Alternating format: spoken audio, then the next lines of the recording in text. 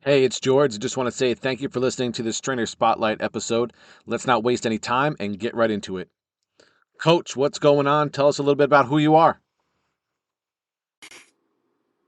My name is Blake Parado, and I'm the owner of Parado Power Personal Training located in Honolulu, Hawaii, where I was born and lived my whole life. I grew up in Manoa Valley, graduated from the University of Hawaii at Manoa with a bachelor's degree in kinesiology, and our gym is located a 10-minute walking distance from the university. Basically, 99% of my life took place in a 3-mile radius, which probably helped a lot in growing our business. I've been personal training since 2011 and opened my gym in 2018. At Parado Power, our mission is to make serious fitness seriously fun, catering to mostly adults who know fitness is important to improving their life, but don't want to make fitness their whole life. We aim to provide training that's safe, efficient, convenient, sustainable, and enjoyable. It's great getting to know you as a coach, but you're not a coach 24/7. So, can you tell me a funny or interesting story about yourself that happened either in your practice as a coach or in your normal life outside of coaching? I have a story from my very brief past as an athlete. My main sport was baseball. I will preface to say I wasn't very good or anything. I had to work really, really hard just to barely start on my high school team. That was actually a pretty big accomplishment, considering it wasn't certain I would even make the team going into high school.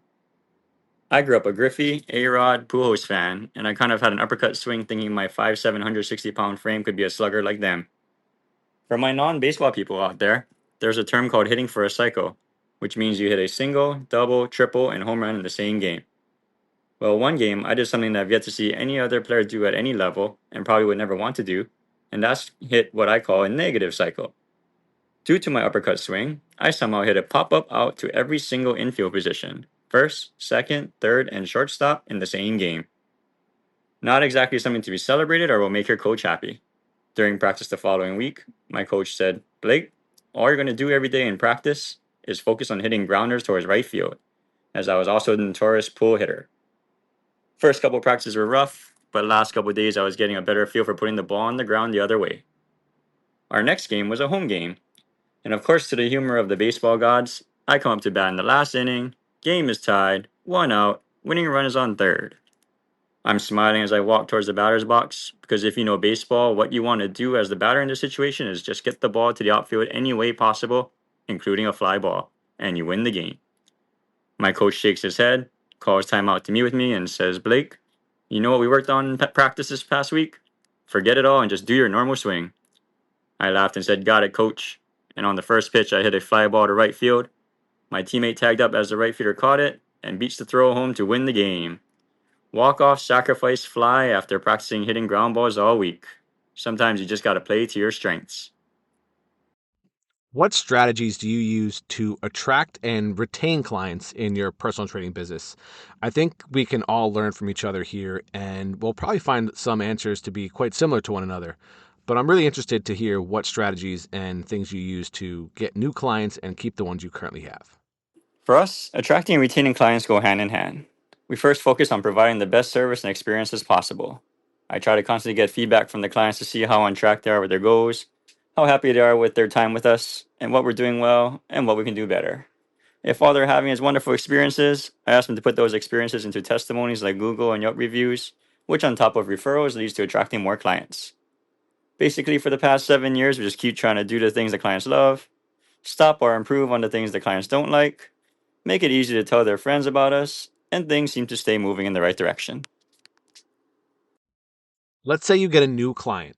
What's your process for assessing their fitness level, addressing their goals, and other things they express as being important? We all have different methods and can learn a lot from each other. Let's open the door and share some of our secrets. One tip I have for everyone if you're actively looking for more clients is make it as easy as possible to book a consultation on your website. A button or link should be right there when you open the page, as well as borderline spammed everywhere as a prospect browses your site. When a client comes in for their consultation, we just have a sit down chat of who they are, what brought them to us, so like their goals, what have they done before, and why they stopped it, also what injuries or concerns they might have. I can usually figure out where to start them for the first sessions from those questions alone, and their program will evolve from there. Sometimes I would have them do a short quote unquote movement screen during the consult if I'm not that sure, but it's not scored or to show them what imbalances they have or what they can't do or anything like that. but really is to show what they can do and where they can start from. From there, as most of you trainers know, we are always assessing and adjusting every session, always looking to leave our clients a little more successful every day. I'm a huge fan of continuing education, and I'm building Fitlete to give trainers more efficient access to education that solves their clients' problems.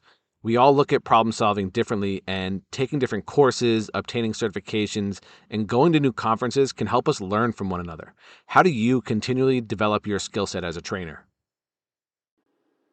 I used to be a certification collector coming up. Major ones including NASM, CPT, and PES, NSCA, CPT, CSCS, CPPS, Training Forwards 1 and 2, Precision Nutrition, Girls Gone Strong pre and postnatal, Youth Olympic Weightlifting Certified, Certified Referee through USPA Powerlifting, and probably the most recent major one is a Landmine University certification.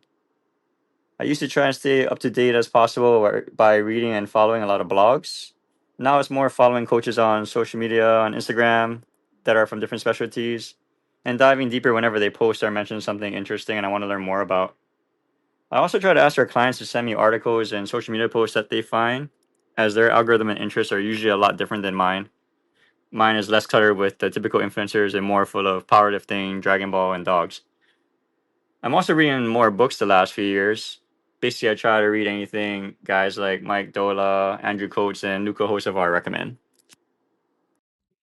The fitness industry is rapidly evolving before our eyes.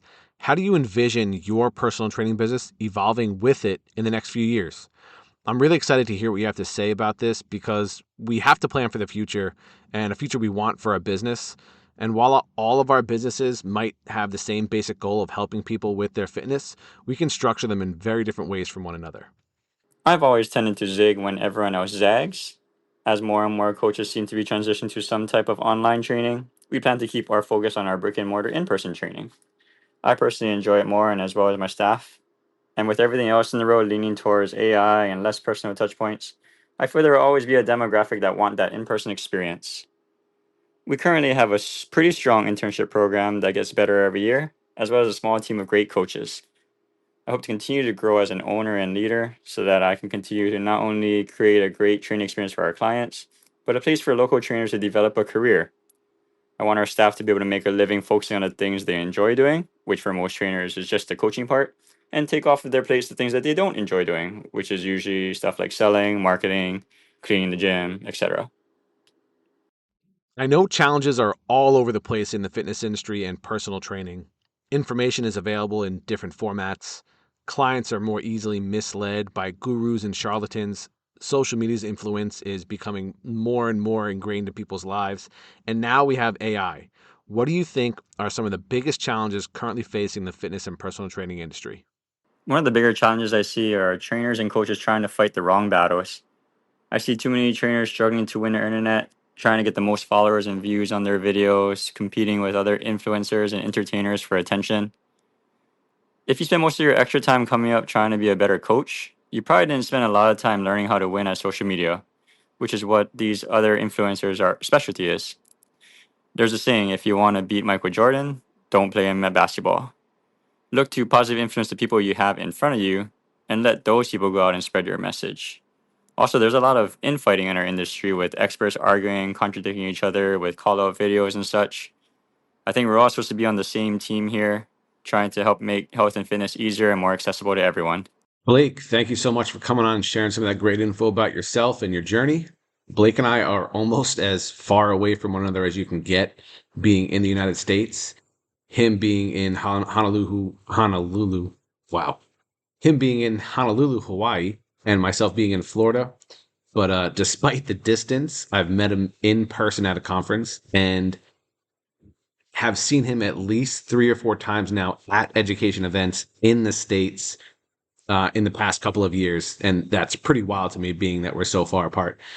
But he's a great guy, talented coach, great lifter, and a very inspiring business owner. So I'm so glad you guys got to meet Blake and know him a little bit more through this episode. That's it for the show. If you want to learn a little bit more about Fitlete, visit fitlete.com.